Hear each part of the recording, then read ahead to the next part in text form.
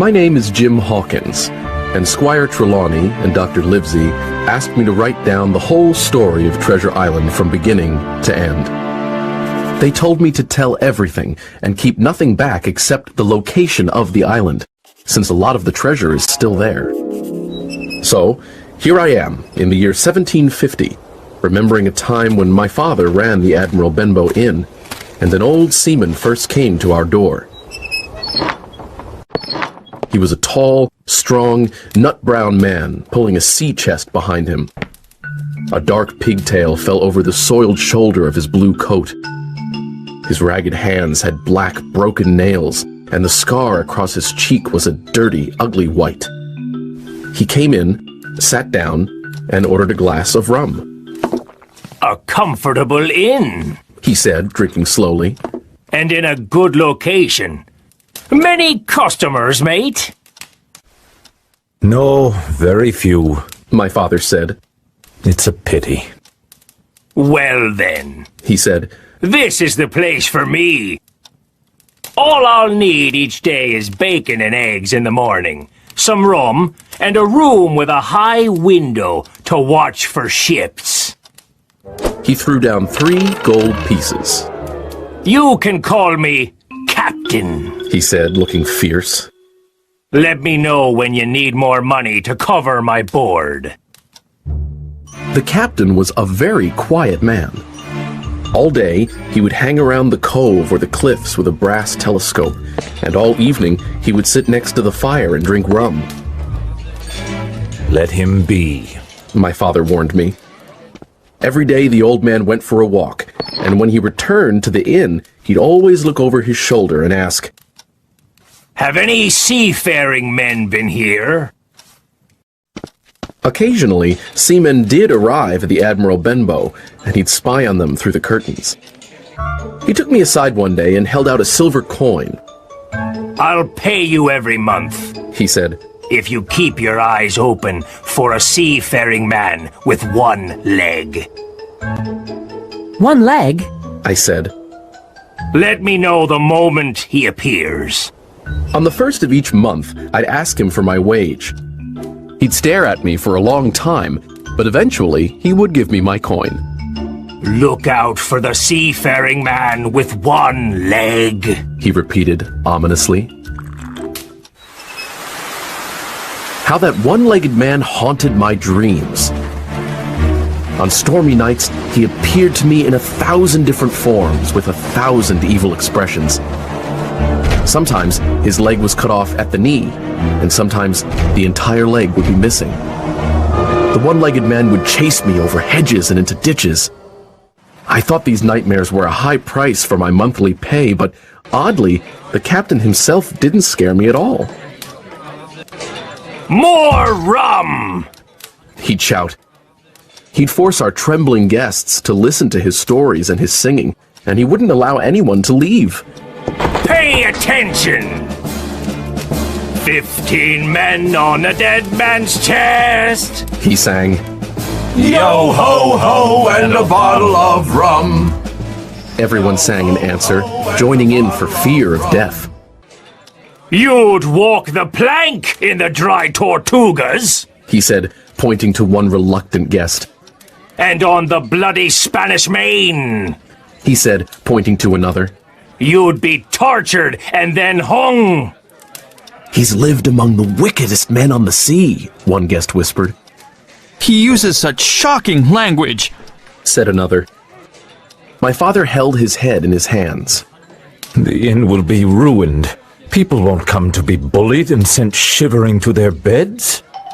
I disagreed and said to my father, The captain does us good. People are frightened, but they like the excitement. There's even a group of young men who pretend to admire him. They call him Sea Dog and Old Salt, and say he's the sort of man that made England fearsome at sea. But the money he paid us is long gone, my father said. I don't know how to insist on more. Whenever I try, he just stares at me. Father wrung his hands and looked very ill. So, the captain stayed. He never wrote or received letters, or spoke with anyone but the guests, and then only when drunk. and we never saw inside his great sea chest. Late one afternoon, Dr. Livesey arrived to see my father, who had become quite sick. This well-dressed doctor, with his white, powdered wig, clear eyes, and pleasant manners, contrasted sharply with the filthy, bleary-eyed old sailor, drunk and sitting with his arms on the table. Suddenly, the captain began to sing. 15 men on a dead man's chest, yo-ho-ho, and a bottle of rum. Drink and the devil had done for the rest, yo-ho-ho, and a bottle of rum. Dr. Livesey was giving orders for my father's care when the captain banged his hand on the table for quiet. Everyone stopped talking, but Dr. Livesey continued. The captain glared, swore, and said, Silence there between decks! Are you addressing me, sir? The doctor asked. Aye! The captain said. Shut the devil up! I have only one thing to say, sir. The doctor replied. Keep drinking rum and you'll soon be dead, you scoundrel. The old fellow sprang up, opened a pocket knife, and threatened to pin the doctor to the wall. The doctor spoke louder. Put that knife away, or I promise, on my honor, you shall hang. There was a battle of looks, but the captain soon closed his weapon, grumbling like a beaten dog. And now, sir, the doctor continued, I'll be watching you. I'm not only a doctor, but also an officer of the law. If I hear any complaints about you, I'll have you hunted down. So behave. Soon after, Dr. Livesey rode away, but the captain held his peace that evening, and many evenings to come.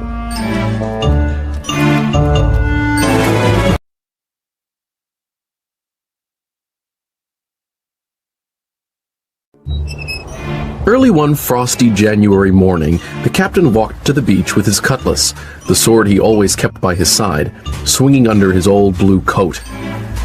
He carried his brass telescope under his arm, and he had his hat tilted back on his head.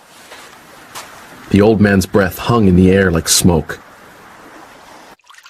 Mother was helping my sick father upstairs, and I was setting the table for the captain's breakfast, when the door opened and a pale, greasy-looking creature walked in.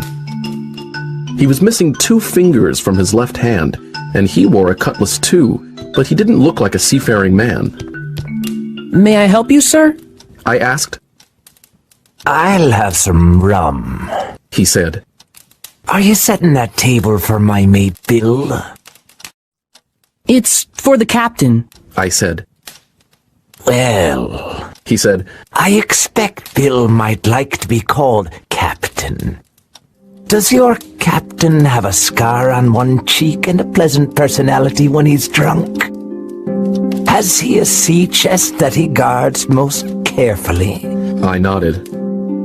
Now, my lad, tell me, is my mate Bill here? He's out walking. I said. He'll return soon. Said he. Good. The stranger hung around the door like a cat waiting for a mouse. Once, when I stepped outside, a change came over his face, and he angrily said, Get back in here. Then, he suddenly became very polite, half smiling and half sneering. You're a good boy. He patted my shoulder. I have a son of my own. Then, the stranger looked out the window and said cheerfully, Here comes my friend Bill. Let's move aside, sonny, and we'll give Bill a little surprise. Bless his heart. He pushed me back until we were both hidden behind the open door. I was very alarmed, but the stranger seemed frightened too. He swallowed hard and grabbed the handle of his cutlass, loosening the blade in its sheath. Unsuspecting, the captain marched in the door and across the room to the table where his breakfast lay. Bill! The stranger said in a bold voice as he pushed me away. The captain spun around, and he became so pale that his nose was nearly blue. I felt sorry to see him suddenly turn so old and sick. Black dog, gasped the captain, looking as if he'd seen a ghost. And who else? The stranger said. I'm here to see you, Billy, my old shipmate. It's been a while since I lost these 2 fingers. He held up his mutilated hand. Well, you found me, The captain said, recovering. Here I am. What do you want? Let's just sit down over there and talk like old shipmates, Billy Bones. Black Dog said. Then Black Dog looked at me. Leave us. And I don't want to see you listening to our conversation, Sonny. I left them at the table, but I did my best to pick up a word or two from where I waited at the bar. I heard mostly curses from the captain. No, no, no! He cried. If I'm going to hang, then everyone will! They shouted and swore and began to fight, knocking over a chair and table. I ran over to watch as their cutlasses clashed. Then Black Dog let out a cry of pain. He turned and started to run with the captain right behind him. Blood was streaming from Black Dog's left shoulder as he sprinted through the door. The captain took aim with his cutlass and threw it at Black Dog. And he might have split Black Dog's head in half, if not for our big sign saying Admiral Benbow. The frame still has a nick where the sword hit it. Despite his wound, Black Dog ran off and disappeared over the hill. The captain rubbed his eyes and went inside. Jim, He said, clutching the wall. I need some rum. Are you hurt? I cried. Rum! He repeated. Rum, rum! Shaking, I ran to get it, but my hands were so unsteady I broke the glass and had to fill another. Suddenly, I heard a loud crash and ran toward the sound. The captain was lying on the floor. Alarmed by all the noise, Mother came downstairs. He's drunk. What a disgrace. She cried. And with your poor father sick. My mother and I raised the captain's head. His eyes were closed, and he was breathing loud and hard.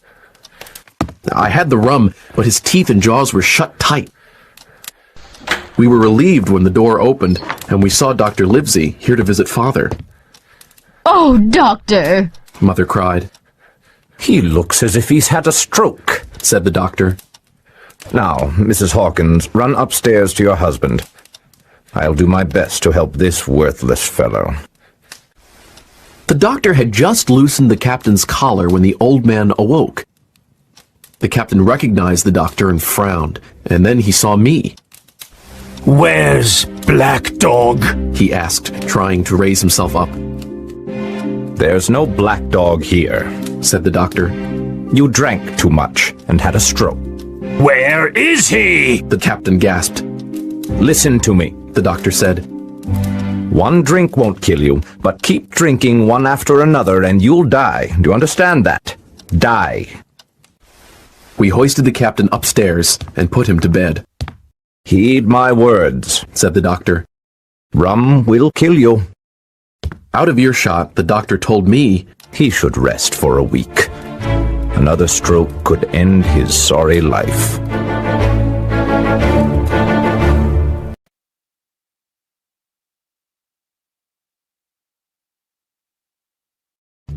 Later that day, I stopped at the captain's door with a cool drink. He seemed weak and excited at the same time. Jim, He said, I've been good to you, but now I'm low and alone.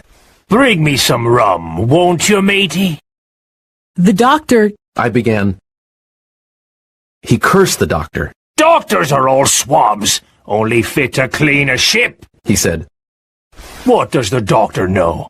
I've been in places hot as a furnace, with mates fallen sick with yellow fever, and I lived on rum, I tell you. If I can't have some rum now, I'll die, and my death will be your fault, Jim. He cursed some more and then began to plead. Look how my fingers are shaking. I haven't had a drop to drink today. The doctor himself said one glass wouldn't hurt me. I'll give you a gold coin for a drink, Jim. He was growing far too excited and loud, and my father needed peace and quiet. And the doctor had said one drink wouldn't hurt. Finally, I said, I don't want your money, except what you owe my father. I'll get you one glass and no more. When I brought it, he seized it greedily and drank. Aye, He said, that's better. How long must I lie here? A week, at least. I replied. Thunder! The captain cried loudly. I can't do that. They'll find out where I am and give me the black spot. I must get away. He rose from the pillow with great difficulty, holding on to my shoulder with a grip that almost made me cry out. Then he paused, sat up in bed, and said, Help me up. But before I could, he fell back on his pillow. You saw that seafaring man today? Black Dog? I asked. Yes, Black Dog. He's bad, but there are worse men than him from old Flint's crew. They're after my sea chest boy, and if I can't get away... The old man coughed. Captain? I said, You get on a horse and ride to that doctor and tell him to have them all arrested. All of them! All that's left of old Flint's crew. The captain closed his eyes, but kept speaking. I was Flint's first mate, and I'm the only one who knows the secret place Flint told me when he was dying. But don't get the doctor unless Flint's old crew puts the black spot on me, or if you see Black Dog again, or a seafaring man with one leg, him above all. But what's the black spot? I asked. It's a judgment, Jim. An evil summons to my own death. I gave him some medicine, and he fell into a deep sleep. As it happened, my father died quite suddenly that evening. Our grief, the visits from the neighbors, the funeral arrangements, and the work at the inn kept me too busy to worry about the captain for a few days. He came downstairs to eat his meals as usual, but he drank more rum than he had before. He seemed shut up in his own thoughts, never talking to me or any of the other guests. Then, one frosty afternoon, as I stood at the door, full of sad thoughts, I noticed a blind man outside. He tapped his way down the road using a long stick for a cane. He wore a green cloth over his eyes and a huge, tattered sea cloak with a hood that made him appear deformed. I never saw a more dreadful-looking figure. He stopped and, addressing the air, said, Will any kind friend inform a poor blind man where he is? You are at the Admiral Benbow Inn. I said. I hear a young voice. He said, Will you give me your hand, my kind young friend, and lead me in? I held out my hand, and the horrible, soft-spoken, eyeless creature gripped me so hard it hurt. I struggled, but the blind man pulled me closer. Now, boy, He said. Take me to the captain, or I'll break your arm. He gave my arm a wrench that made me cry out. Sir, I said, the captain is ill. March! He commanded. The blind man held me tight, and I never heard a voice more cruel, cold, and ugly. Lead me to him and say, A friend is here to see you, Bill, or else I'll do this. And he pinched me so hard I thought I'd faint. I walked over to the captain's table and said, Your friend is here, Bill. The poor captain raised his head from his arms on the table. The drunkenness went out of his eyes, and he stared at me, sober. He looked mortally sick.